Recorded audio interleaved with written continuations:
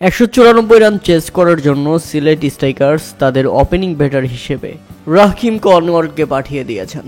এই ব্যাটারের ওজন 140 কেজি, আর 140 কেজি ওজনের ব্যাটারকে কিভাবে আউট করতে হয় সেটা নিশ্চিত ভালোভাবেই জানেন মুস্তাফিজুর রহমান।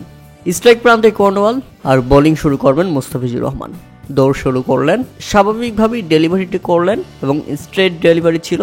রাহিম কর্নওয়াল ব্যাট চালালে বলটি তার ব্যাটে না লেগে তার পায়ে আঘাত করে, আর সাথে সাথেই মুস্তাফিজুরের সজোরে আবেদন এবং আম্পায়ার এই যাত্রায় সাড়া দিয়েছেন, অর্থাৎ আউট রাহিম কর্নওয়াল। কিন্তু এই ব্যাটের সাথে সাথে রিভিউ নেন, পরে টিভি রিপ্লাইতে দেখা যায় বলটি তার ব্যাটে স্পর্শ করেনি, বরং পায়ে আঘাত করেছে এবং মুস্তাফিজুরের বলটি বরাবর ছিল, যে কারণে স্টাম্প মিস করেনি, অর্থাৎ আম্পায়ার তার অরিজিনাল ডিসিশনে ফিরে এসেছেন। রাহিম কর্নওয়ালের উইকেট। মুস্তাফিজুর রহমান ইনিংসের প্রথম বলটি করলেন এবং উইকেট তুলে নিলেন। রাহিম কর্নওয়াল এই 140 কেজি ওজনের ব্যাটার দাঁড়ানোর কোনো সুযোগই পেলেন না। গোল্ডেন ডাক মেরে ফিরে গেলেন প্যাভিলিয়নে। তাতে রানের খাতা খোলার আগেই সিলেট স্ট্রাইকার্স হারায় তাদের প্রথম এবং বিগ উইকেট। দারুণ ডেলিভারি ছিল মুস্তাফিজুর রহমানের। মুস্তাফিজুর রহমান জানতেন এটা নিশ্চিত আউট, তাই তো পকেটে হাত ঢুকিয়ে আম্পায়ারের ডিসিশনের জন্য অপেক্ষা করছিলেন, যেটা ছিল দুর্দান্ত।